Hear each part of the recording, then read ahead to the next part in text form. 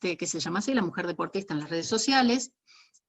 Esto, en rigor, este trabajo, quiero decir, retoma un poco, bueno, ciertas cuestiones también de la unidad anterior, pero bueno, notarán que hay ciertos conflictos que nosotros tranquilamente podemos ver en torno a las cuestiones de hegemonía que se trabajan tanto en esta unidad, ¿no? En la unidad 3. La verdad, la única consigna es esa, es escribir una nota de análisis periodístico. Deben contrastar y complementar la información con fuentes nuevas. Esto, creo yo, que ustedes ya, a ver, no es un taller de producción esto, ¿no? Pero sí les vamos a pedir que, por supuesto, es una nota de análisis, esto ya tiene criterios periodísticos, o sea, préstenle atención en la redacción a esas cosas. Por supuesto, que tenga todos los elementos de titulación, que haya una redacción coherente, un desarrollo de la idea principal y también ideas secundarias coherentes. Acá sí, en una nota de análisis, ustedes pueden explicitar un poco más las fuentes, ¿no? Nosotros habíamos arrancado los 2 primeros trabajos en torno a editorial, ¿no? Editorial o comentario en algún caso, pero bueno, editorial se supone que es la opinión del medio, comentario la opinión del periodista, bueno, están esas, esas cuestiones que ustedes ya seguramente la tienen. Pero bueno, nosotros empezamos por esas otras notas más cortas, un poco porque se acostumbran a expresar ciertos temas en ese tipo de notas, pero además porque la idea era ver la parte conceptual detrás de una explicación corta, periodística, de un tema, ¿no? Pero acá, y a partir de ahora, a partir del trabajo 3, 4 y el trabajo final, ustedes van a tener como más posibilidad de desarrollo, ¿sí? De desarrollo de la temática, si se quiere. Incluso si uno piensa, bueno, nota de análisis periodístico, bueno, tal vez, a ver, son notas que en algunos casos hasta pueden incluir, no sé, infografías o cosas. Nosotros tanto no les vamos a pedir, o sea, eso en realidad está en la libertad de ustedes y en el gusto de ustedes, si lo quieren sumar o no, pero la verdad es que yo no voy a evaluar eso. Sí evalúo cuestiones mínimas de la nota en términos de formato, ¿no? De la nota de análisis. O sea, pongan todos los elementos de titulación, pongan bajada, escriban de una manera ordenada, expliciten, y esto sí, bueno, obviamente tiene más que ver con los criterios y el vínculo con la materia, ¿no? Expliciten ciertos comentarios, no necesariamente los autores, porque la verdad es que tampoco suelen aparecer, pero sí los elementos, vuelvo a repetir, esto, algo que les dije ya clases pasadas, a veces uno no dice, en formato periodístico, no dice, bueno, porque tomando la perspectiva procesual de cultura, no, bueno, eso no aparece. Pero sí sabemos que si vamos a tomar esa perspectiva para analizar algún hecho cultural, estamos hablando de procesos hegemónicos, estamos hablando de construcción de sentidos, estamos hablando de hacer caso en prácticas concretas, estamos hablando de relaciones sociales, estamos hablando, por ende, también de cuestiones de poder, estamos hablando de prácticas históricamente situadas, ¿sí? Digamos, eso, o sea, la presencia de esos elementos me da cuenta a mí de que ustedes están adoptando una perspectiva procesual de cultura, ¿sí? Entonces, no es que tengan que citarlo, bueno, porque según dice el autor tal, no, porque a ver, esto es un formato periodístico, eso no suele aparecer, pero sí que den cuenta en su análisis de la presencia de esos elementos. Profe, una Sí, consulta, no sé si se escucha bien. sí, sí, ¿Se escucha bien? sí, perfecto. Cuando refiere al tema de nombrar los conceptos, por ejemplo, decir carácter hegemónico, por ejemplo, para usar el concepto de hegemonía y no precisamente poner la definición, o Claro. utilizar las palabras clave, digamos, del autor, decir Ujú. hegemonía, cultura popular, decir popular, la mediatización, por ejemplo, ese tipo de conceptos desde ese lugar, no desde la definición. Claro, yo mira, lo que suelo recomendar en estas cuestiones, o como yo me imagino, porque cuando ustedes van a escribir un artículo, y un artículo relativamente largo, y cuando es de análisis, ustedes tienen que primero organizar, o sea, lo ideal es armarse un boceto de la nota, jerarquizando temas, bien que incluso fuentes, ¿sí? Que pueden utilizar. En esa organización, yo lo que sugiero es que identifiquen, tal como les hemos pedido en los trabajos anteriores, que identifiquen cuáles van a ser las ideas fuerzas, los conceptos centrales. Si los conceptos centrales van a ser como los que mencionas, Perla, digamos, bueno, conceptos que tienen que ver con la materia, al ser conceptos centrales, uno lo vincula directamente con la práctica de estudio, etc. Entonces, lo que puede hacer es, si bien no lo define, dar cuenta de cómo lo está tomando. En un mismo párrafo, quiero decir. O sea, si uno va a tomar, por ejemplo, la cuestión de la hegemonía, sin ser ese el tema principal, pero tal vez es un tema secundario, ¿sí? Pero si es un tema secundario, pero hegemonía es un término fuerte, bueno, en un párrafo desarrollen un poco, no el concepto así de tipo diccionario, pero den cuenta de que, por ejemplo, están hablando de un proceso dinámico, una construcción vinculada a las relaciones sociales, digamos, que no es una relación de dominación, digo, o sea, no utilicen la palabra hegemonía y digan, y den cuenta, digamos, por ejemplo, la hegemonía en estos casos, la hegemonía de cierto relato masculino o de masculinidad, mejor dicho, y después den cuenta que en la práctica o sea, el proceso es de dominación, porque entonces, ¿para qué usamos la palabra hegemonía? Que la hegemonía va más en torno a la negociación, ¿sí? Ese es el tipo de cosas que digo, puedo estar observando. Que no haya contradicciones conceptuales, ¿sí? Porque si no, en tal caso, bueno, utilicen, o sea, puede ser que ustedes estén más de acuerdo con otros conceptos, bueno, en este caso el de dominación, o incluso hablando de cultura, conceptos que nosotros consideramos que no son lo suficientemente completos, qué sé yo, una visión más clásica de cultura, en relación a que la tienen algunos y otros no. Sería llamativo que incluyeran eso, pero bueno, no importa. Yo les quiero dar ejemplos de que si van a usar un determinado concepto, sean coherentes y consecuentes con ese concepto para su aplicación práctica. Eso es lo que les pido. Y si no todos los conceptos son importantes tampoco, digo, pero si lo son, que se vea en la relación con la práctica cómo lo están utilizando. No sé si te contesté o te mezclé mucho. Perdón. No, está bien. Lo que yo quería saber era básicamente eso, si se trataba de la utilización del concepto como yo lo venía pensando, de Sí, utilizar el concepto en relación y no precisamente desde la definición. claro. Y también la cuestión de no forzar a veces los conceptos, porque muchas veces pasa que por decir, bueno, uso cultura popular, uso hegemonía, uso el concepto de pueblo, uso el concepto, y que a veces por ahí ese concepto no es apropiado a esa temática o no tiene Tal que cual. ver. Y Sí. tampoco forzar, digamos, de decir, bueno, sí usé todos los conceptos como si fuese que estoy haciendo un freestyle y pongo todas las palabras ahí, las hago rimar y listo. Y entonces pegó y seguimos con eso también. En Sí, ese sentido me y, refiero. y es más, me gustó lo del ejemplo. Me hiciste recordar una acotación más. En este caso, en este texto de análisis que ustedes tienen que hacer, no necesariamente se van a usar los tres. A ver, los tres me refiero a cultura, culturas populares e identidad, o identidades.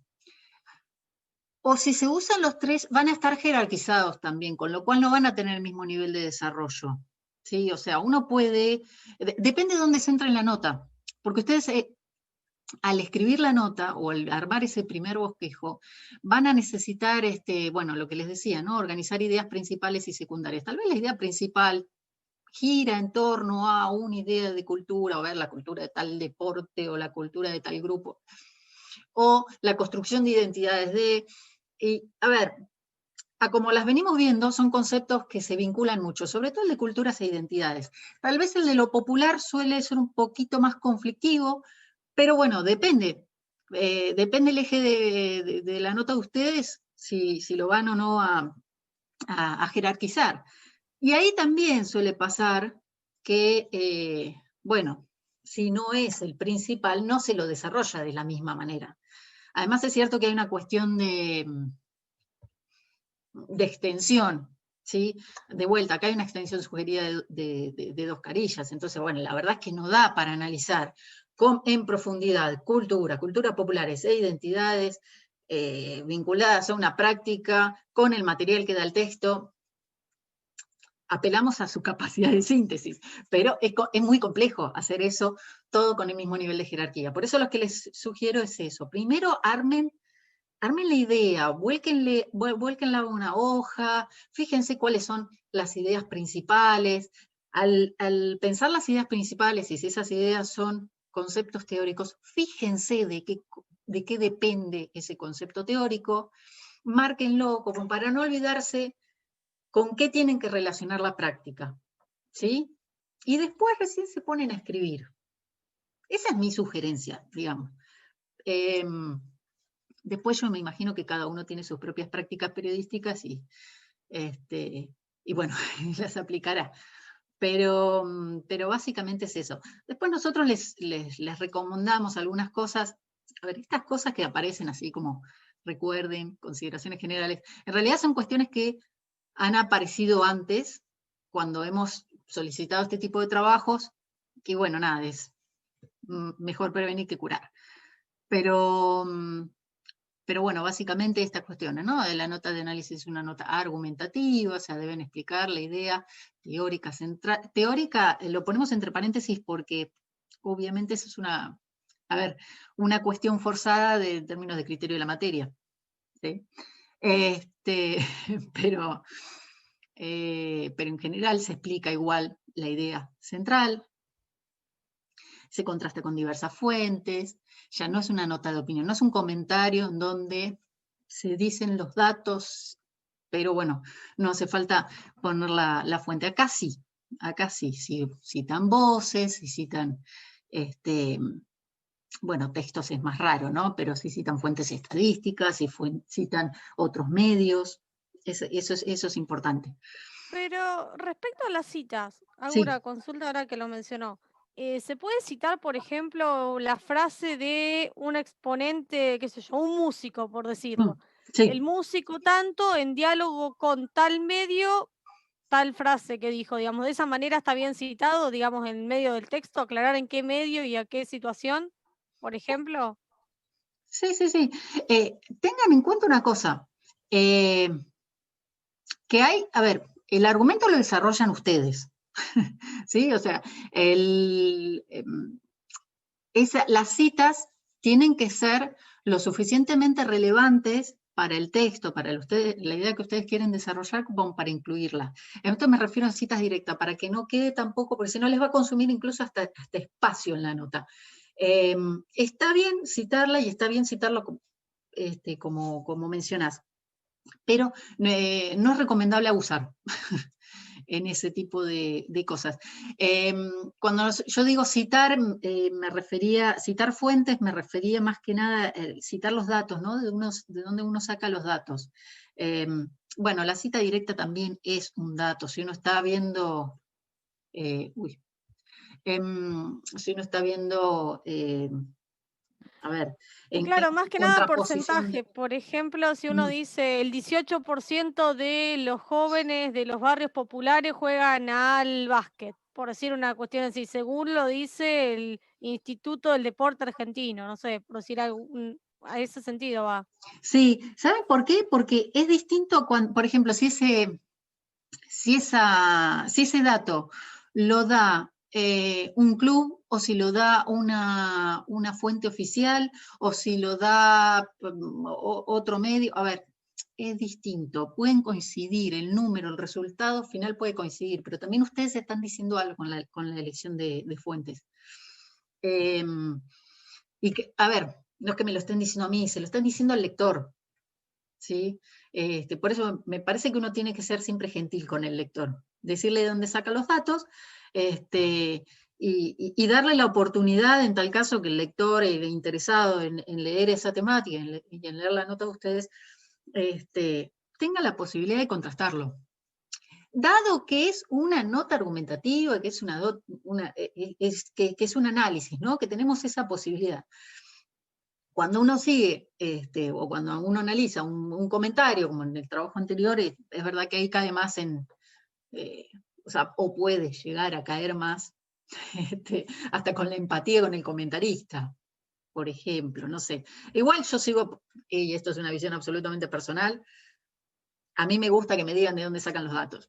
Pero bueno, eso se los digo como lector, ni siquiera como docente. Pero bueno, a eso me refería, sí. Sí, igualmente, además de la cuestión de que muchas veces se leen notas que son clickbait, que ya hemos mencionado varias Sí, veces en las clases donde se dice una cosa y se y habla de aparece cualquier otra, otro. también hay muchas veces que como aparece el meme en Twitter, fuente Arial 12, de las cosas que dicen, porque muchas, en muchas situaciones pasa eso, de que un rumor se afirma o una suposición de determinada persona se afirma y tampoco tiene de alguna manera un sentido hablar sobre suposiciones o sobre a veces ficcionalizaciones que se hacen, porque he leído muchas notas de deporte donde hay personas que dicen lo que ellos creen sobre lo que pasa y no fueron al territorio y vieron lo que pasaba o toman de fuente idónea, sino que lo hacen desde una ficcionalización, por así decirlo. Y Sí, muchas veces el creer o imaginar no significa que sea lo correcto o lo que realmente se quiere decir. sí, sí, sí, sí. Sí, o incluso se toman las voces o las declaraciones de otros, pero no se contrasta eso con otras fuentes, ¿no? Y digamos, acá siempre la recomendación, por ejemplo, es buscar las fuentes oficiales, buscar, a ver, no sobre todo se tiene la fuente oficial, porque además uno dice fuentes oficiales, normalmente si son generadas por las instituciones, lo que más podemos encontrar, a ver, estoy hablando a niveles grandes, ¿no? A nivel nacional, a nivel provincial, incluso a nivel provincial. A ver, a nivel política pública, los datos que más solemos encontrar son datos estadísticos, que para nosotros, ¿viste? Pueden ser así como muy duros, restringidos, pero a ver, si uno se pone en el lugar de la política pública, uno necesita cierta base de datos, ¿no? Este, y además, bueno, además de la legitimidad que le puedan dar esos datos las propias instituciones. Pero claramente ese no es el único dato, entonces está bien que uno contraste la fuente, más allá de ser eso un requisito del buen periodismo. Le da mayor información y hasta mayor profundidad de análisis sobre Pero determinadas situaciones. en el caso del deporte a veces también sucede, sobre todo con las entrevistas, porque se utiliza como fuente principal la entrevista de la voz de ese deportista X, que Mm, sea, no importa la disciplina, sino que sí, se dice, bueno, lo dijo tal persona, lo dijo Maradona, por ejemplo, por decir un deportista, ex deportista, o Maradona lo dijo, sí, entonces se usa la voz de Maradona diciendo tal frase. Y muchas veces entiendo, sí. también pasa que eso que se dice en un momento después cambia la opinión, entonces hay que buscar a veces que realmente por ahí aclarar en qué momento se dijo las cosas o en Mm, qué contexto. Porque sí, muchas veces pasa que se saca una frase y de esa frase se genera después una polémica o se genera una se tergiversa el sentido de lo que quiso decir esa persona en favor del interés del que escribe la nota. En algunos totalmente. suele pasar. Sí, sí, sí, Me han totalmente. Sí, pasado de leer notas de jugadores de fútbol que el jugador dijo una cosa y cuando uno ve la nota escrita dice un sentido y cuando escucha la nota completa, el audio del jugador hablando, nada que ver lo que habían puesto en la nota escrita. Entonces eso creo que también es un poco de valor ético y de mm, lo que uno dice de periodismo de precisión en algún punto, de ser preciso y que si, bueno, no es del todo lo que quiere decir esa declaración, es preferible yo creo que dejarla fuera y no usarla forzada para cambiar lo que realmente el sentido natural que tiene. totalmente. Sí, sí, sí, sí. Sí, porque además se por ahí en la urgencia de la nota, eh, bueno, vieron que la cuestión de la noticia, no de la nota, digamos, no de la nota de análisis, las notas, los artículos en general pueden ser leídos no con la inmediatez de la noticia necesita una cuestión de novedad, esto me remito al ABC, digamos, del periodismo, novedad en el sentido de rareza, de conflicto, de proximidad, de actualidad, bueno, de cualquiera de los criterios, pero cuando uno tiene más el tiempo y además de analizar datos que no necesariamente son nuevos, son actuales, pero no son nuevos, como en este caso, creo que uno se tiene que tomar el tiempo más allá de una cuestión de ética periodística, creo que uno tiene como, es casi ineludible, ¿no? Contrastar bien la fuente y explicar. Sí, esa cuestión del tiempo, incluso yo se las mencionaba, no las maté con esa cuestión, porque la verdad es que pocos terminaron haciéndole caso, pero la nota del trabajo número 2 era de 2007, o sea, ya tiene sus cuantos años, y habla de un fútbol que lamentablemente, bueno, tiene cierta actualidad las conclusiones, pero habla de un fútbol antes de la muerte de Grondona, entonces tenía hasta otros conflictos, por lo menos en términos También estructurales. habla de la presencia de los visitantes que ya no están más, por Claro, ejemplo. claro. No, no, hay veces que no, cuando los textos, digamos, no se contextualizan en la época que fueron escritos, muchas veces se realizan críticas también banales sobre cualquier contenido, porque yo he visto en YouTube reacción a tal situación y reaccionan y no piensan que esa situación que pasó fue en un momento que no es la actualidad y lo juzgan con el presente a acciones del pasado. Claro, claro, claro. Así que sí, es importante que ustedes den cuenta de todas estas cuestiones cuando hacen esta nota. Sobre, sobre ese tema. Que por ejemplo que yo me tengo que fijarme que pasaron muchas cosas y de que hubo varias luchas, no solamente por Macarena Sánchez, que dicen que fue, o que es una de las impulsoras de que se profesionalice el fútbol femenino, sino que una lucha, o de que lucharon varias mujeres para poder llegar a ser a que el fútbol femenino argentino se profesionalice. Sí. ¿Qué sucede con eso? Profe, que yo quiero hacer una nota que yo quiero hacer esa nota de análisis. Sí. Quiero hacer. Sí, sí, posible hacer ese tipo de notas. Bueno, en principio, fíjate, hay dos cosas que te recomendaría, porque el tema que vos mencionás da para un montón. Es más, o sea, da para no sé, para algo más que una nota de análisis. Casi podrías armar todo un suplemento especial y entonces incluir la nota de análisis, el comentario, la infografía, todo poder incluir. Pero por eso, en ese sentido, primero te recomendaría recortarlo, o sea, qué cosa de ese paso del amateurismo a la profesionalización te interesa. En segunda instancia, y más que nada para que te sirva, a ver, en términos del trabajo, número 3, para que te sirva el material que te damos, te recomendaría vincular ese interés con alguna de las cosas que se mencionan en el artículo. Acá se trabaja mucho, bueno, por supuesto, con lo que dice el título, ¿no? Con cómo se ven representadas, bueno, más que nada el cuerpo femenino, digamos, en redes sociales, el cuerpo de la deportista, ¿no? En redes sociales, y yo creo que sí puede llegar a tener un vínculo con lo que mencionas, pero además básicamente te va a servir para especificar el tema. Mientras más específico sea el tema, mejor lo vas a poder abordar, sobre todo en tal brevedad de la nota, y de manera más profunda, ¿sí? Porque en tal caso, si eligen temas muy grandes, se van a encontrar con esa situación, con que van a tener que describir un montón de cosas y al final, por ejemplo, yo me imagino, podés empezar a hablar de ese paso del amateurismo a la profesionalización y terminás, digamos, no sé, ya en 2 páginas no te alcanzan para describir ni siquiera el aspecto histórico de cómo se dieron. Pero Entonces, quizás no es más fácil primero leer el texto base que nos dio usted y de ahí ver si se desprende o no el tema que uno quisiera trabajar en potencial a lo que propone el texto, digamos, y lo que propone la consigna y después, porque quizás uno se adelanta a decir, quiero hacerlo sobre tal tema. Y después como que pasa como esto que que no yo tiene nada que ver. nombraba al principio de forzarlo y que no tenga la relación justa. Sí, sí, sí, sí. No, sí, por eso la consigna es, bueno, primero lean el artículo y después vean de ese artículo qué tema les interesa para desarrollar en una nota informativa, argumentativa. O sea, sí, claramente los pasos son esos.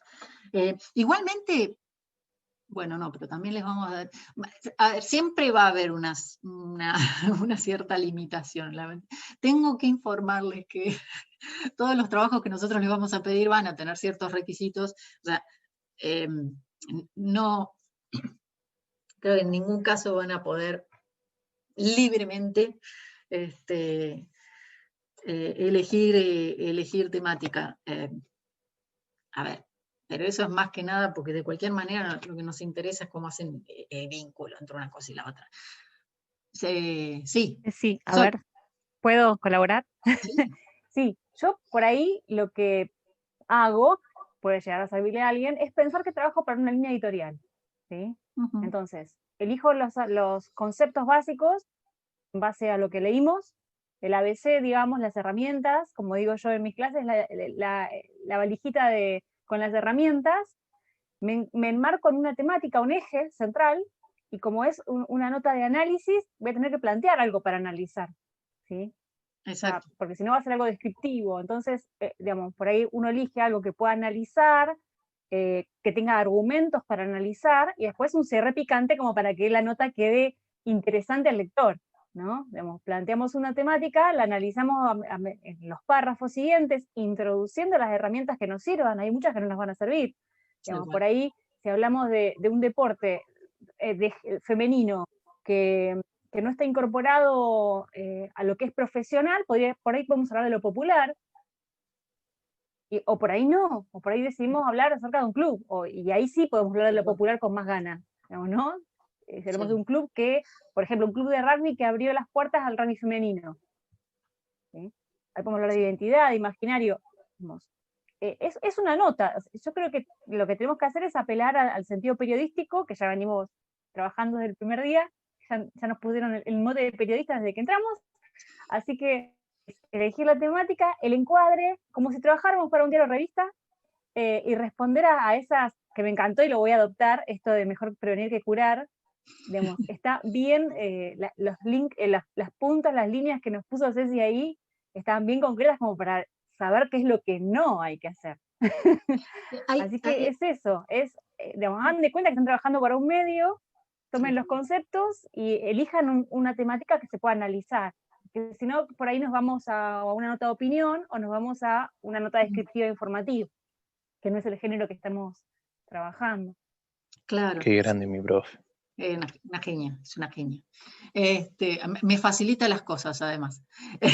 No, y saben que mientras hablaba Sol, les comentaba también, o me acordaba también por ahí, la idea del trabajo anterior, de esto de buscar la problemática. Por ahí la palabra problemática a veces asusta un poco, y es cierto, bueno, me quedé pensando que por ahí quedó como resabio de otra articulación de la materia, una articulación anterior de la materia. Cuando nosotros hablábamos de problemática, en realidad ya habíamos, en otro momento, visto la diferencia entre tema y problemática.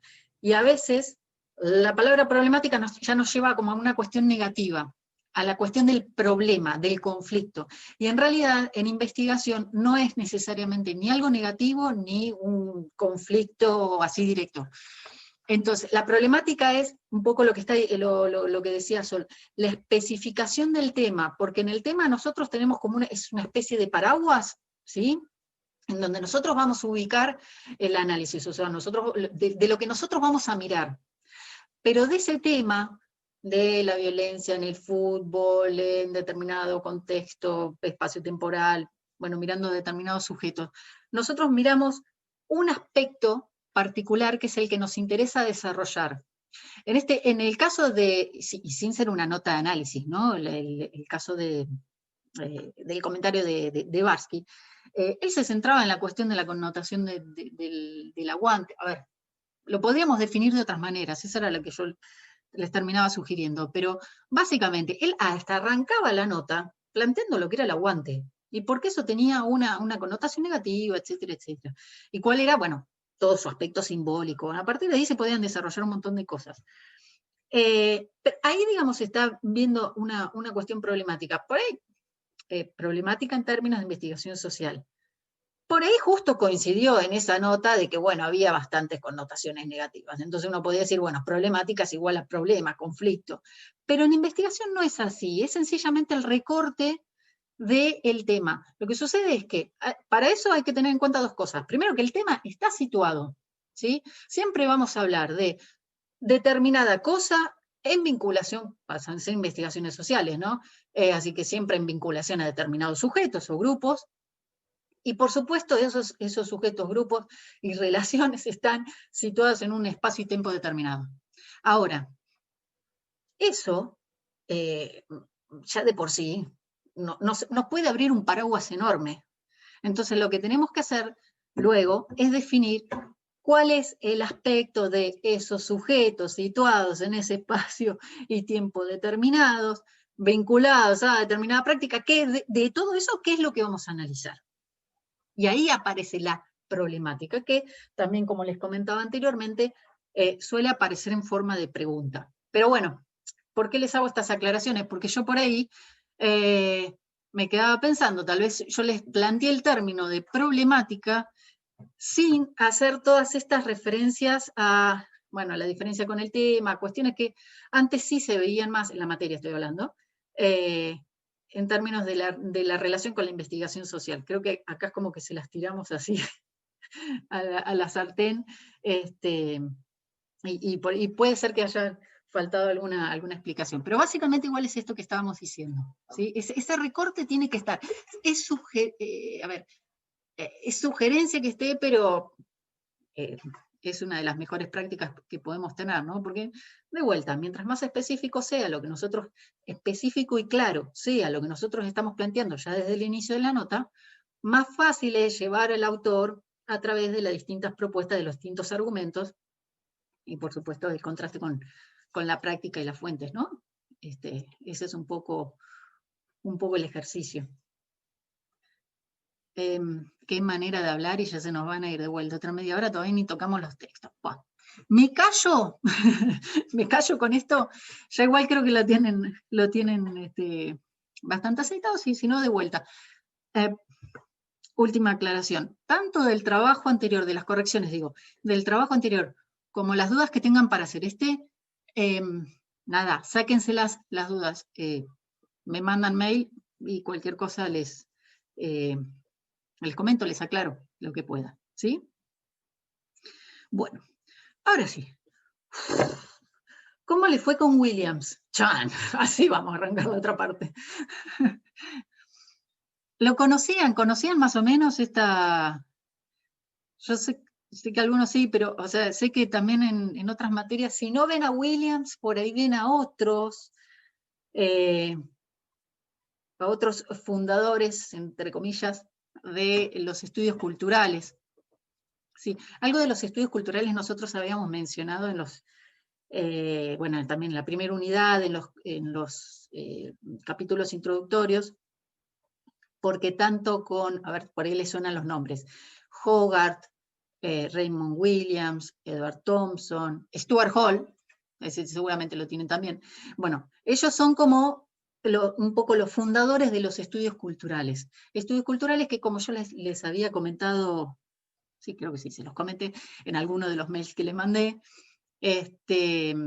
bueno, han nacido en los 60, un poco son una respuesta a las teorías críticas, pero básicamente lo que están planteando es, bueno, a ver, en principio creo que se hablaba, a ver, se toma el principio de los estudios culturales, o sea, en esa época se tomaba un poco la idea de dominación, no estaba tan incorporada la hegemonía. El concepto de hegemonía se va incorporando en los estudios culturales a posteriori, pero al principio era discutir esta cuestión de la dominación, como que no hay una dominación directa, sino que también hay resistencia. Ya cuando empiezan a plantear esa resistencia y la cultura como el campo de batalla de esa resistencia a la dominación, prácticas culturales, bueno, sobre todo, por supuesto, de las prácticas y los símbolos que, entre comillas, bajaban los medios,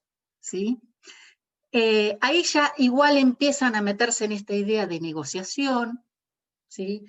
Los va llevando como un poco solitos a la idea de hegemonía. Por eso, hegemonía es parte, bueno, de toda la unidad, vista desde Barbero, vista desde la práctica con el artículo de Micaela. Consulta. Sí, En sí, sí. comunicación y medios, ¿no se da este texto y también otro Sí, texto de Barbero?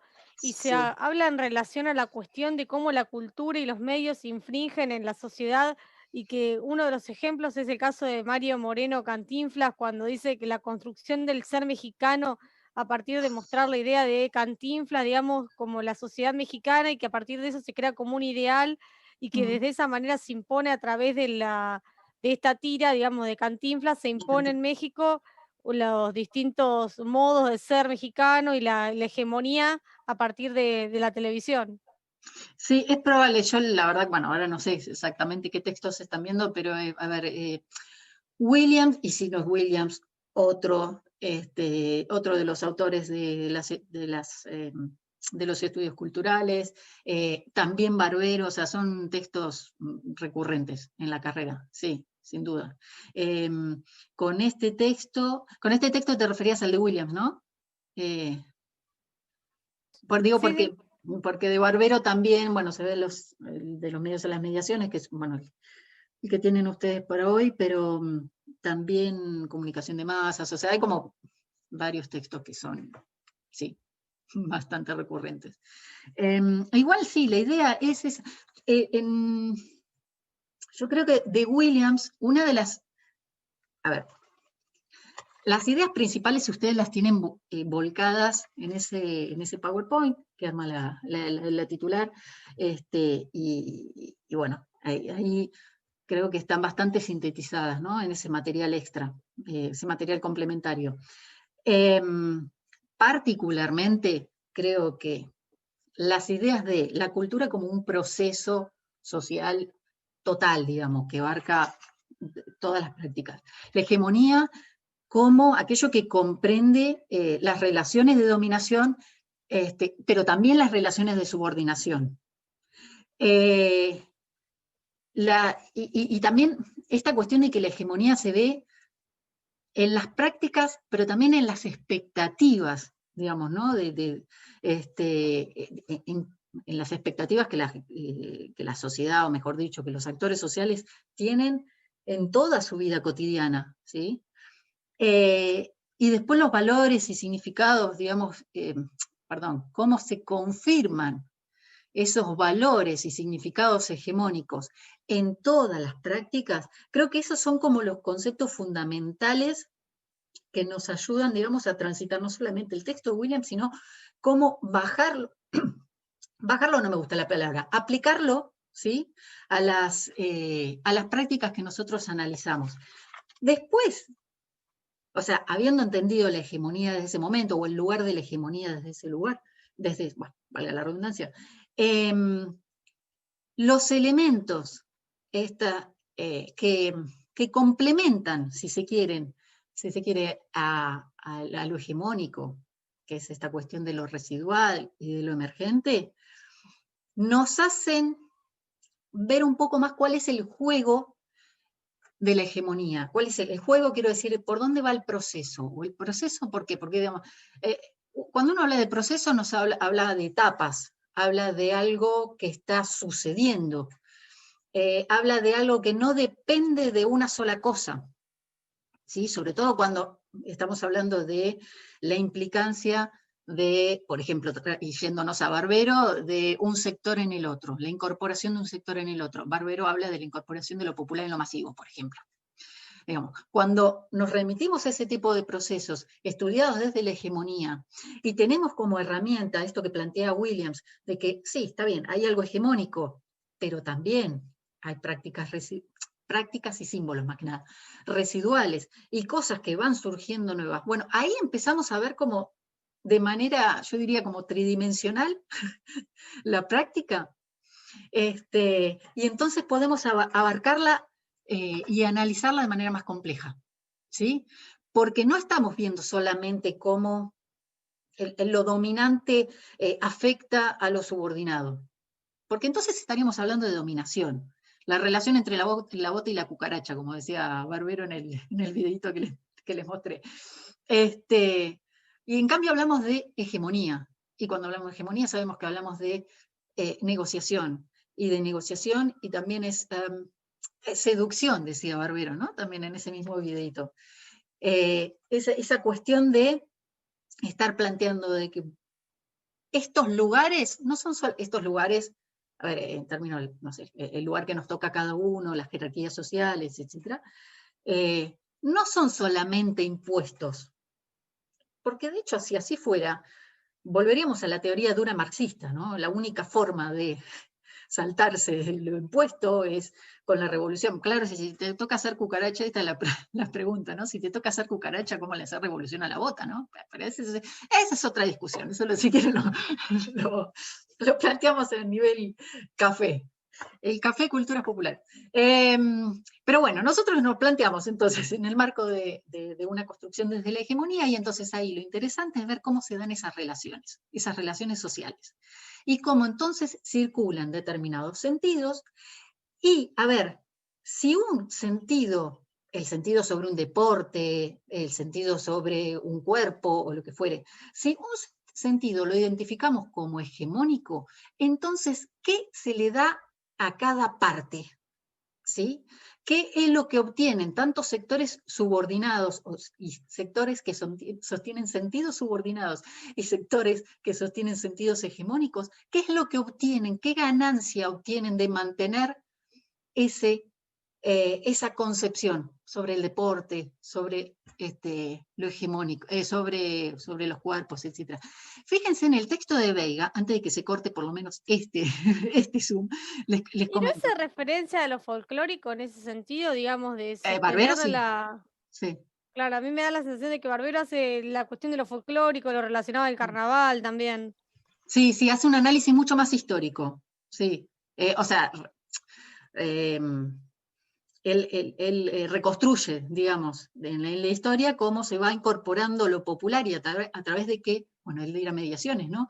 De qué estrategias, mejor, estrategias no, tácticas, desde qué tácticas lo popular se va incorporando, sí, en lo masivo, bueno. Pero fíjense, en términos de sentidos hegemónicos, bueno, residuales, emergentes, pero en esto que les decía, siempre fíjense cuando encuentran un sentido hegemónico, en qué beneficia a los diferentes sectores involucrados. En el texto de Veiga, hay un pasaje, pero yo lo tenía marcado, pero bueno, en el que Micaela dice, citando a una entrevistada, una de las jugadoras entrevistadas, dice: hay algo que a mí mucho no me gustaba, que es que a nosotras al tercer tiempo del rugby, de los varones, nos llamaban como mozas. Dice, a mí eso no me gustaba, porque yo hubiera querido que me llamaran como jugadora, también del mismo club, y sin embargo nos llamaban como mozas.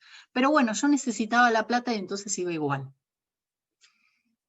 Entonces, ahí está, por ejemplo, una cuestión de cuál era el sentido hegemónico que se le daba al rugby femenino, por lo menos en esa institución, aunque bueno, por supuesto, uno lo puede trascender, puede trascender ciertas paredes.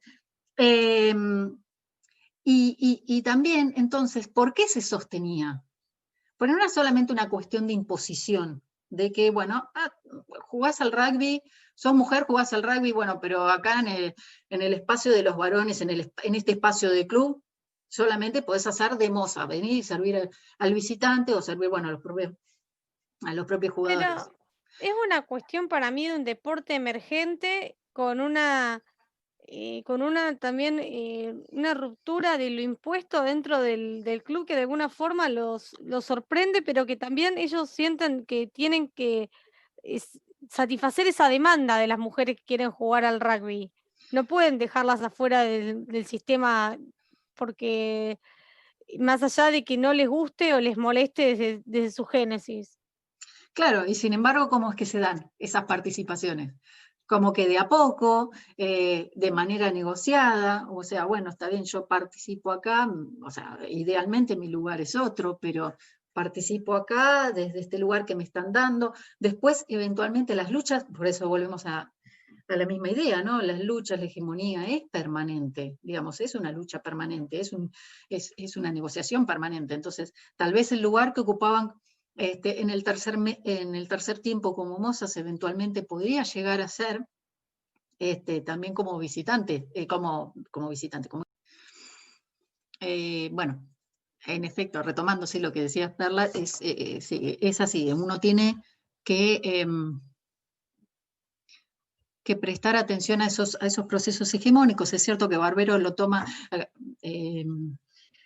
Bueno, el texto de Barbero tiene también sus años, ¿no? Digamos, es más difícil de vincular en este caso específico, pero de cualquier manera nos habla desde una perspectiva local, si se quiere, también de cómo se fueron incorporando los sectores populares, y más que los sectores, yo creo que lo interesante del texto de Barbero es cómo se incorpora la voz de los sectores populares. Cuando él habla tanto y hace tanto hincapié en esta cuestión de cómo se construye la memoria o la fuerza de la oralidad, creo que en un punto, y trasladándolo a Williams, lo que hace es detenerse un poco en la idea de la tradición selectiva, ¿sí? De cómo se retoman determinadas, determinadas cuestiones, determinados símbolos que están, por supuesto, en el pasado, pero que siguen activas, que siguen vigentes, que no siempre son exactamente opuestas a lo dominante, sino que sencillamente a veces quieren decir otra cosa, ¿sí? Por eso la cuestión de lo alternativo, ¿sí? No necesariamente lo opositor, sino lo alternativo. Pero que básicamente es en la incorporación de esas cuestiones, de esos símbolos, de esos significados residuales, en donde se nota mucho más el proceso selectivo de la tradición.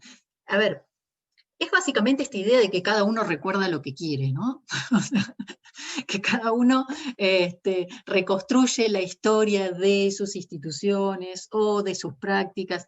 Yo digo lo que quiere jocosamente, ¿no? Pero digo que eso tiene que ver con, bueno, las instituciones que uno transita, instituciones en términos de Berger y Luhmann, digamos, cómo uno socializa o va incorporando significados en la socialización, ¿no? Primaria, secundaria. Tiene que ver con procesos, yo creo que muchas veces sutiles, ¿no? A veces hasta inconscientes, de cómo uno reconstruye esa historia, ese pasado, pero que es un pasado que nos hace construir un marco para analizar el presente. No es un pasado, en ningún caso los autores están hablando de un pasado muerto, arcaico, ¿sí? Sino que es las estructuras con las cuales venimos para pensar y actuar sobre determinadas prácticas. Barbero se detiene, me parece, sobre todo en a ver, si yo tuviera que relacionar Barbero con Williams, estamos hablando, ¿no? Barbero se detiene un poco en este eje. Y por eso digo, tal vez para vincular al texto de Micaela, por ahí podemos dar cuenta también de los otros elementos que nos da Williams, ¿no? Esta cuestión de lo emergente, como bien decías, Perla, hablar de un deporte como el rugby femenino, tal vez habría que ubicarlo como una práctica emergente, etcétera, etcétera. Bueno, pero eso emergente también siempre está en relación a esta otra tradición selectiva, está en relación a significados residuales y, por supuesto, en relación a significados hegemónicos. En este caso sí, sobre el cuerpo, sobre el deporte en sí. Y eso que, claro, nosotros tenemos la facilidad con la tesis, por ser el formato tesis, de encontrar, sobre todo a través de las voces de las entrevistadas, los diferentes obstáculos con los que se fueron encontrando, ¿no? Desde que se arma el grupo. Pero la cuestión del cuerpo es una de las cosas que pone en problemática, porque dice de que el cuerpo lo tienen que modificar para ser similares a los hombres para ser valoradas, porque dice que tienen que practicar rugby como si fuese masculino para ser considerado rugby lo que hacen. Tienen que Claro. adaptar las reglas a sus condiciones. Entonces, después al final problematiza y dice si hay un rugby para mujeres o para hombres. Y entonces ahí es cuando uno se puede pensar si es el rugby lo que se debe jugar en cuanto a reglas y no la adaptación, porque también se habla de una cuestión física y biológica, que hoy en día con las cuestiones de género está muy problematizado, porque las personas transgénero vienen a debatir esto de la cuestión biológica y pasarlo a una cuestión más humana y de decisión y de deseo por encima de lo biológico. Entonces hay también un montón de problemáticas que giran en torno a lo que venimos planteando, de acuerdo a lo Perdón, cultural y todo. yo lo que leí y entendí es que las prácticas del rugby, del deporte rugby, las prácticas técnicas, las chicas las adoptan a sus propios cuerpos y las resignifican. Digamos, uno en el texto va viendo que ellas van resignificando las prácticas, manteniendo los valores fundamentales de la actividad.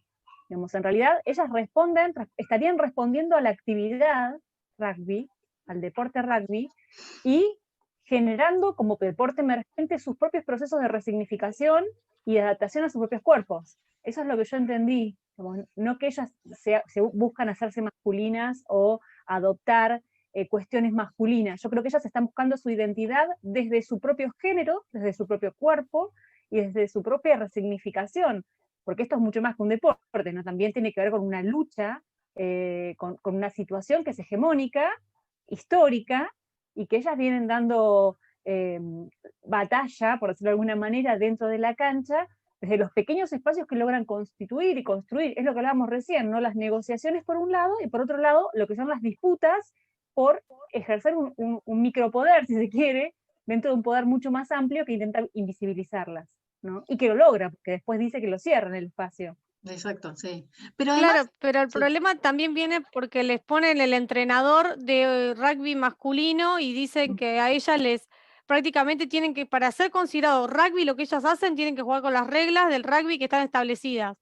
Y entonces ahí es cuando un poco que el club, digamos, como institución quiere imponer una masculinidad sobre ellas, que ellas, digamos, disputan con eso y dicen, bueno, nosotras jugamos y lo adaptamos a nuestro cuerpo y jugamos como mujeres, pero que el Perla, pero club, los reglamentos digamos, el reglamento de un deporte siempre es el mismo para ambos géneros. claro, pero el Pueden deporte, modificarse pero lo algunas que modalidades, pero si no, no claro, es el mismo deporte. pero lo que les dice es que si ellas, por ejemplo, quieren hacer un movimiento con su cuerpo, lo tienen que hacer tal como lo hacen los hombres, al tacle, si no, nosotros no lo consideramos rugby, por ejemplo. A eso es lo que yo entendí que quiere llegar el texto. Entonces, que las Esa parte no obligan de la, alguna manera a esforzarse, a que sus cuerpos se tengan que modificar y que tengan que jugar, bueno, si no juegan a esto, no lo consideramos. En cierto yo punto, como que no quieren no ser lo leí así. hay, A ver, eh, ¿En qué parte? perdón, Ceci, socórrenos. Yo no lo leí así el texto. Entendí que ellas estaban generando su propio espacio a través de obviamente, ¿no? Para que uno ejercite un deporte tiene que seguir unas reglas que son competitivas, son normativas, y que todos los deportes tienen las mismas reglas. Después se adaptan a los cuerpos, ¿no? Pero no entendí que las chicas tuvieran que generar una reproducción. Es más, yo creo que acá hay una cuestión de producción y reproducción, ¿no? Se reproduce lo técnico y se produce lo que tiene que ver con el género femenino dentro del deporte. Digamos. Por un lado hay cuestiones técnicas y otras que son simbólicas, muy simbólicas. si quieren le trasladamos, no tengo ningún problema, la duda a la autora porque la conozco perfectamente. Pero a ver, yo creo que no llegaron por lo menos por lo investigado en la tesis, las chicas no llegaron al nivel de poder, no sé si de querer, pero no llegaron al nivel de poder discutir una nueva forma de hacer el deporte. Creo que por lo menos en el momento en el que está situada la tesis, la discusión es, a ver, dennos espacio, dennos un entrenador específico, digamos, pero también es porque el entrenador, en el caso de lo que mencionabas, perdón, ¿no? Perdón. Era el entrenador para los varones de 14 años, ¿no? Digamos, o sea, ni siquiera es que le estaban respondiendo con, a ver, hasta con recursos humanos, quiero decir, y esto, si quieren lo digo desde mi lectura del texto, creo que las chicas, por lo menos en el momento que se refleja la tesis, lo que están disputando es un espacio en todo sentido, un espacio físico, un espacio en términos de, por supuesto, de reconocimiento en las instancias del deporte. Decíamos antes lo del tercer tiempo, algo básico como tener un entrenador propio. También se mencionan otras cuestiones que tienen que ver hasta con la cuota societaria, ¿no? Digamos, esto de tener cierta facilidad que se le otorgaba a otros clubes, pero por ahí en ese no, y eso lo tuvieron que pelear. Por eso digo, me parece que por lo menos en el momento en donde se está situando el análisis, la discusión es más básica, es como plantea Micaela, permiso, ¿podemos jugar? O sea, y es jugar a eso, por lo menos a eso como está. Después, si más adelante se puede llegar a discutir un tipo de rugby con, no sé, características femeninas, no sé cómo definirlo así, creo que ese es un paso al que no llegan en ese momento, perdón. Pero de hecho, una cosa que también me quedé pensando cuando ustedes mencionaban esto, es como esas prácticas sobre el cuerpo, como bien decís, Perla, se traslucen a ver, fuera del deporte. Hay un momento en donde, por ejemplo, dicen las entrevistadas que familiares o gente cercana le chocaba, ¿sí?, que la jugadora a ver, se expusiera a los golpes, por ejemplo, ¿no? O a un deporte donde por las determinadas características de ese deporte, pues es usual terminar con golpes. Y en un momento, yo eso lo tenía marcado en el texto, me acuerdo, dice algo así como que, bueno, en cualquier caso, de última, si tengo golpes en las piernas, no me pongo pollera y listo. Lo cual también deja ver ciertas cuestiones normativas respecto del cuerpo de la mujer, ¿no? Respecto de cómo debe verse el cuerpo de la mujer. Por fuera de o sea, es como reforzar esta idea de, bueno, está bien, listo, jugá al rugby, tenés moretones, pero eso déjalo ahí, después sos una señorita. Tenés la pollera y tenés las piernas sin moretones, sin marcas. O un caso más explícito, que tiene que ver con el hermano de la jugadora. Ahora no me acuerdo bien cuál era la relación. Discúlpenme con eso, si quieren ahora lo busco. Pero es con el hermano de la jugadora que tiene a su vez como novia a otra jugadora de rugby, que le dice que cuando la jugadora le dice a su hermano, bueno, pero vos tenés de novia a una jugadora, o sea, tendrías que entender mi posición. El hermano le dice, sí, pero ella cocina, ¿no? Hay algo ahí. Tengo que buscarlo para no decirles cualquier cosa, pero la situación igual es esa. Digo, aparecen de vuelta por fuera del deporte otras cuestiones normativas sobre la mujer y sobre el cuerpo de la mujer. Es decir, en parte, y volviendo un poco a la discusión anterior, la discusión se da en ese nivel de permiso, podemos jugar, porque también por fuera del deporte hay otros requisitos, si se quiere, para el cuidado del cuerpo de la mujer, o para la estética de la mujer, o para las funciones de la mujer, que por supuesto trascienden esa instancia del deporte, ¿sí? Trascienden la cancha. Que no es ni nada más ni nada menos que lo que venimos diciendo antes. Nosotros vemos a las prácticas deportivas como una práctica cultural, pero eso significa básicamente entender esa práctica deportiva inserta en un marco cultural, ¿sí?, con reglas que atraviesan a todas nuestras prácticas, y que es de vuelta un poco en lo que se insiste con el término de hegemonía. O sea, la hegemonía se ve en todas las prácticas y en las expectativas para mí es esencial ese término, porque no es solamente en cómo uno hace las cosas, sino cómo espera que sean. Y tal vez con ese... Sí, Alexis, sí. Se puede decir que las expectativas no sale la palabra. ¿Permeabilizan? Como usted dice, es que no me sale la palabra.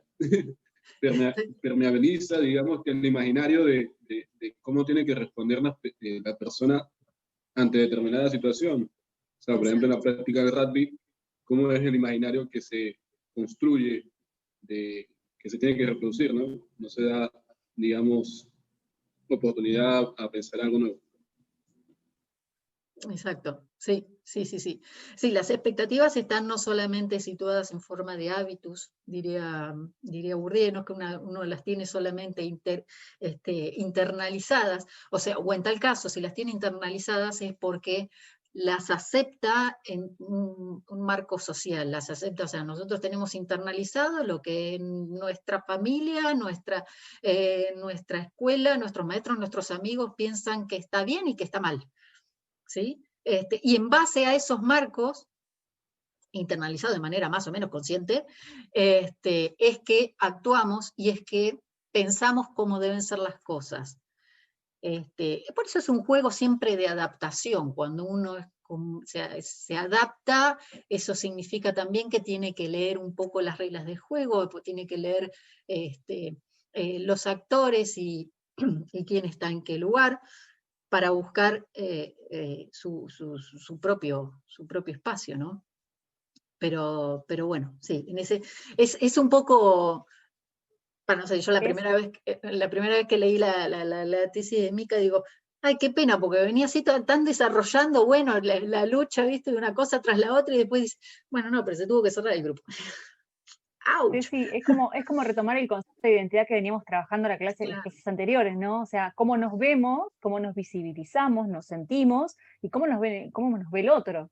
Es esto, hoy nombraste a Berger y Luhmann con la educación primaria y secundaria, y es ese juego dualista permanente en que nosotros consideramos que somos y creemos que somos, y también nos interesa, a veces vamos a decir no nos interesa, pero sí en realidad, consciente o inconscientemente, la mirada del otro también nos define. Nosotros estamos también narrados por un otro, ¿no? Que es el que también nos visibiliza. A ellas en realidad les hacían como, digamos, uno lee lo que dice la chica, la autora, y habla de como un cierto favor que le hacía el club a ellas por dejarles un mínimo espacio para jugar. Y ellas se sentían agradecidas por eso. O sea, también esa lectura es importante, ¿no? ¿Qué lugar se daban ellas? El lugar de agradecidas por ahí no pagar una cuota, por tener un espacio para desarrollarse. Porque les pagaran por ser mozas. Por ser mozas, digamos, y también creo que también eso sostenido por estos valores del rugby, que en abstracto son maravillosos, pero en lo concreto a veces no se dan, y esto se demuestra concretamente en el tema del género, ¿no? Pero bueno, también el rugby es un deporte así. Ustedes piensen que Bárbara Pichot, que nunca entró a jugar a una cancha de rugby, está a cargo del área sudamericana, digamos, y ella es aceptada, ella tiene una aceptación. Ella nunca perdió su feminidad, porque en realidad también la mirada del otro tiene que ver con eso, ¿no? Claro. Ella, ¿quién es? Es alguien como, digamos, hubo una crítica muy grande, a nivel burocrático, administrativo, ella cerraba por todos los lados, fue el lugar, digamos, la voz que decían las mujeres que juegan el rugby. Incluso, digamos, hay mucho Zoom hoy en día acerca de esto. Pero por otro lado, digamos, ella se siente que es precursora, y en muchas cuestiones es precursora. Entonces, bueno, estas miradas dualistas de cómo me veo yo y cómo me mira el otro, son los que conforman la identidad, diríamos con los autores anteriores, ¿no? Tal cual. Y piensen ustedes, perdón, en otro concepto que, a ver, por ahí se lo trata muy coloquialmente, pero tiene que ver con esta cuestión del el preconcepto, el prejuicio. Esto hay disciplinas que lo estudian, pero a ver, ¿qué es el prejuicio? O sea, no es otra cosa que un juicio previo, pero es un juicio previo basado igual en ciertas concepciones. Por ejemplo, si a nosotros nos dicen, y bueno, voy a retomar un poquito el ejemplo creo que Perla misma le decía, a ver, si a nosotros nos dicen, y mira, en la casa al lado que estuvo en venta durante un montón de tiempo, me dijeron los vecinos que va a venir a vivir un mexicano. Y supónganse, yo no tengo idea, O sea, nunca me crucé con un mexicano, pero tengo por distintas fuentes idea de cómo puede ser, y yo me lo imagino, y lo construyo, y por ahí me aparece un vecino que no tiene nada que ver, digo, con mi prejuicio. Pero a ver, ¿qué es eso? Es una forma que tiene, si se quiere, en nuestra propia cabecita, de ir organizando los datos que son y los datos posibles, los datos por venir. Entonces, en definitiva, esa palabra, el prejuicio, que tiene mucha connotación negativa, es negativo solamente si, bueno, le damos justamente una connotación o un uso negativo, digamos. Si decidimos, por ejemplo, mantener nuestros prejuicios a pesar de lo que nos dice la práctica, o si decidimos teñir a nuestros prejuicios de cuestiones negativas. Pero el prejuicio es eso, es un juicio previo, o sea, basado en lo que ya conocemos. En este caso, por ejemplo, a ver, la institución tal vez tampoco sabía cómo darle cabida a mujeres que querían jugar al rugby, porque no es parte de lo conocido tampoco. Lo que se conoce es cómo los varones juegan al rugby. Igual esto lo estoy diciendo en general, tampoco, o sea, no quiero, yo no soy la persona que hizo la tesis y no sería capaz de asegurar esto con certeza, porque tampoco lo tengo investigado, pero... Profe. Sí. Se escucha, Perla, sí. Profe, yo pensaba también en una cuestión que vi el año pasado cuando en la batalla de los gallos de la Red Bull estaba Roma, que era una rapera, que justamente se enfrentó en la batalla contra el último campeón que había sido el año del certamen, digamos. Y el hecho que era una mujer, Dozer, el hombre, contra la mujer, Roma, marcaba una diferencia que incluso él mismo, el rapero, cuando hace su discurso, digamos, cuando hace el freestyle, la insulta a ella con el hecho de ser mujer, y ella le responde con una cuestión de un feminismo muy duro también, y es una batalla muy linda que hacen 12 de Roma, está en internet para buscarla, 12 de Roma, la batalla que incluso ponen, digamos, en el medio el tema del aborto y eso, pero la cuestión más que nada de una rapera, una mujer que haga rap. Estaba como desde el juicio previo, decían, me trajeron una rapera de cartón, dice él. Pensaron que me iban a traer, como que ya del solo hecho de verla que fuera mujer y que rapeaba, ya la sentía inferior, incluso cuando la presentan uno ve el prejuicio que tienen con ella. Si bien se trata, digamos, no de una cuestión de fuerza, en este caso física, sino que desde el intelecto se la empieza a juzgar. No se piensa, no, Roma podía haber hecho, y gana incluso, ella pasa de fase porque termina cuarta en el certamen, pero digamos, supera al rapero, pero en el sentido de que cuando uno mira cómo se ven los prejuicios, si uno mira ese clima de prejuicio constante contra ella, es como muy claro el ejemplo, creo, de cómo cuando uno lo ve, la manera en la que se hace el juicio previo de lo que ella hizo. Romper un estereotipo, ¿no? Del círculo de hombres raperos, hip hop y una chica en el medio de ese clima. Estereotipos que no se rompen así de un día para otro tampoco, ni por una participación sola, ¿no? Digamos, iban de vuelta, ¿no? Estamos en esta cuestión de un proceso permanente en donde van apareciendo cosas nuevas, esas cosas nuevas que van apareciendo, bueno, en este caso una participación nueva en un espacio en donde no era esperado una mujer, por ejemplo, pero digo, esas cosas nuevas también todo el tiempo están en este juego de qué gano, qué me das, qué doy, ¿sí?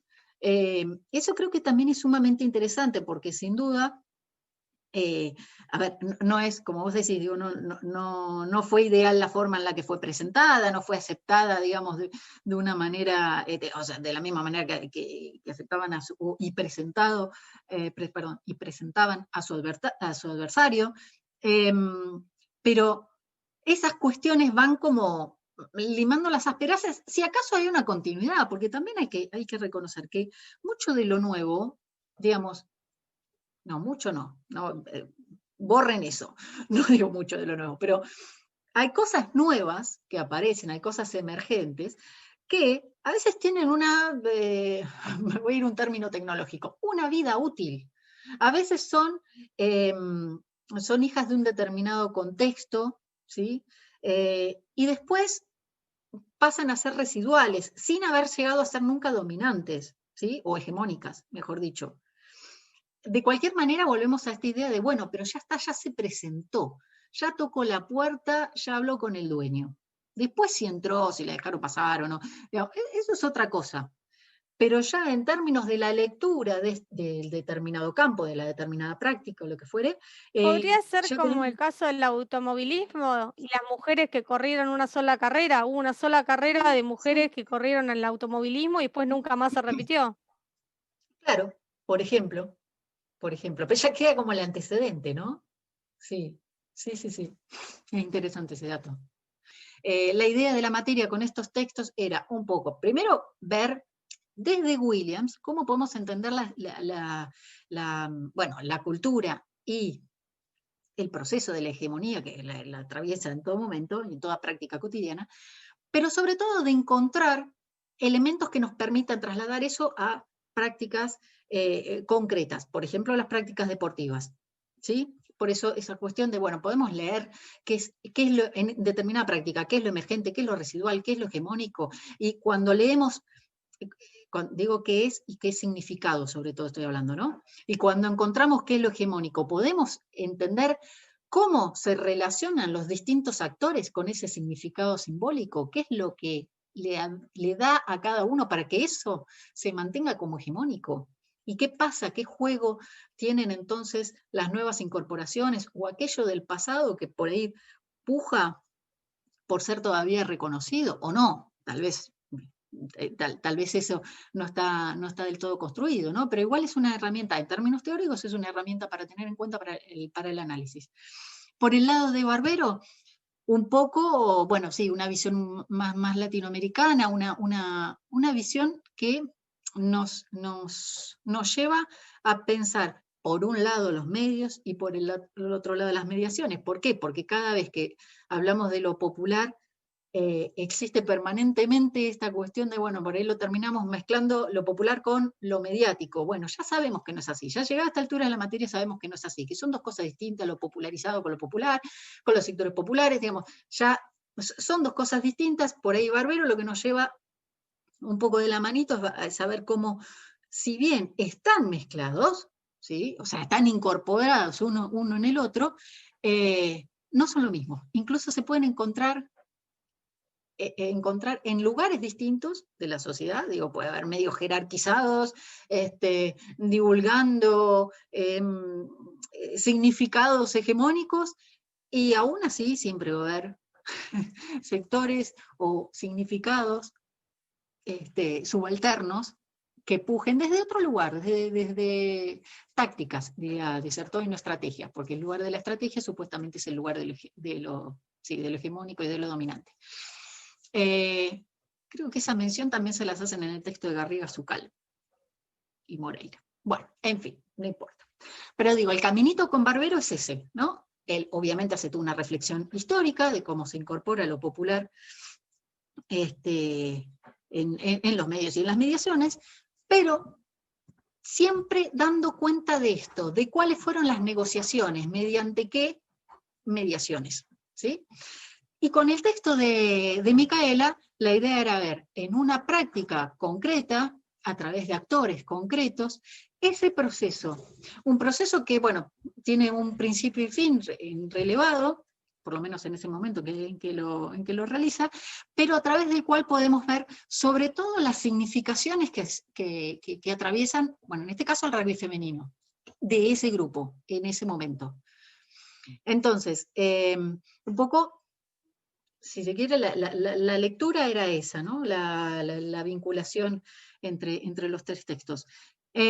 A partir de ahí, bueno, nosotros les ofrecemos este otro, el texto de Gartón e Hijos, en el cual no van a encontrar tanta lectura teórica, les adelanto. Hay algo, pero no son textos tan teóricos en tal caso, es un análisis más breve, tampoco es una tesis, pero es más cercano a un análisis de una práctica, y entonces la idea era entonces que ustedes elijan un tema anexo a ese, y puedan desarrollarlo de manera periodística, poniéndole sus propios condimentos, ¿no? Sus propias fuentes, su propia elección del tema, su propio recorte del tema en problemática, etc. ¿Sí? Más o menos esa era toda la cuestión. ¿Dudas? ¿Quedaron dudas de los textos, de la clase, de algo? No, nos falta siesta. A mí sí, hoy sí. Bueno, en fin. Cualquier duda que tengan, entonces, ustedes ya saben, escriben y en la medida de lo posible les respondo. Y bueno, nada, quedamos entonces atentos al trabajo, ya lo tienen en sus mails todos, y bueno, como les dije al principio, hasta el 13, considerando que el 12 es feriado, hasta el 13 los aguanto, pero si pueden, vayan entregando antes también.